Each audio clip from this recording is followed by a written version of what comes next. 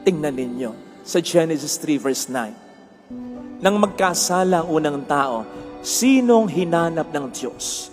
Where are you? Sino? Si Adan. Sino ang kinwestiyon ng Diyos? Anong nangyari? Si Adan. Kung nagalit man ng Diyos dyan, sinong pinagalitan ng Diyos? Si Adan.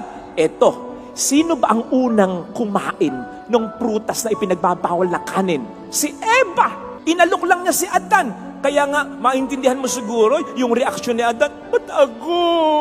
Yung babae, siya nag-alok sa akin. Pero isipin po ninyo, ha? Sinong unang hinanap?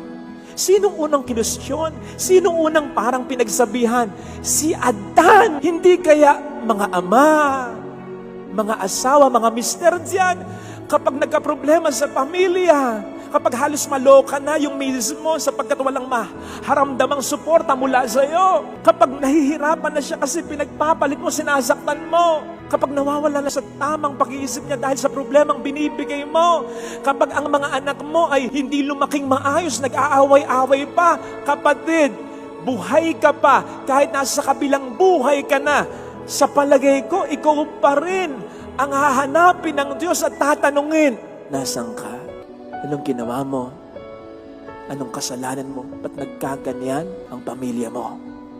Ikaw kasi ang ulo ng pamilya, the head of the family. Ang katawan mabubuhay ng walang kamay, ng walang paa, pero hindi ng walang ulo. Patay ang katawan na walang ulo. Ang simbahan parang katawan. Ang tahanan natin parang munting katawan. Sinabi ni St. Paul yan, kapag hindi ka nagpapakatino bilang ulo ng pamilya mo, pinapatay mo ang pamilya mo. Ikaw ang haligi ng tahanan. Bago magkaroon ng pinto, ng bintana, bago magkaroon ng bubong, bago magkaroon ng anumang dekorasyon, haligi muna. Bago mabuo ang pangarap na tahanan, haligi muna. Bago bumuo ng pangarap ang misis mo, bago mangarap ang mga anak mo, sana ganito, sana ganon. Ikaw muna. Sa'yo sila magtatayo ng pangarap nila. Paano sila mangangarap kung hindi ka tumutupad sa iyong obligasyon? Don't get it wrong. Kahit wala ka, kahit irresponsable ka, kakayanin nila. Pero wag mong iisipin, kaya talaga nila. Kakayanin nila, in a sense, wala silang choice kundi kayanin na lang talaga. Kinakaya lang nila sapagkat ayaw mong samahan sila. Pero wag mong iisipin na kahit isang sandali, hindi nila naisip, sana nandun ka. Eh kung yung patay nga, iniisip sana nandito pa. Eh yun patay na. Matatanggap na yun kahit paano lang, di ba? Pero yung ikaw ay buhay, tapos makikita kanila sa piling pa ng iba. Huwag mong isipin hindi kanila hinahanap.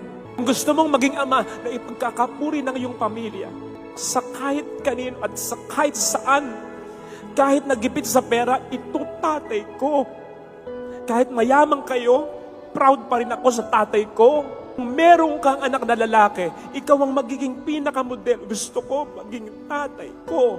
Kung ikaw ang isang ama na meron kang anak na babae, na ikaw ang magiging standard niya. Gusto ko pag nag-asawa ako katulad ng tatay ko. Gusto mo ba na mag-asawa na lang yung anak mong babae ng kahit sino? Sapagkat ikaw kahit ano ka na lang din? Yung mga nangyayari sa mga anak ng mga tatay na responsable, hindi yun karma. Yun ay yung nakikita ng mga anak ninyo na nai-immune sila na parang I don't deserve this kind of guy. I don't deserve this kind of girl. I don't deserve the best guy, the best girl. Okay na kasi ganun yung tatay ko.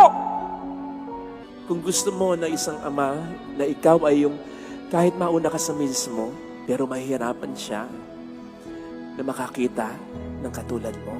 Sa kahit anong ganda ng sermon ko, kung hindi mo sundin, kung mapariwara ka pa rin, ano sa akin? Pero kapag ikaw ay mayroong anak na napariwara dahil sa'yo, kahit sa kabilang buhay, hindi ka patatahimikin ng kalooban mo, mahirap talaga maging isang tunay na ama.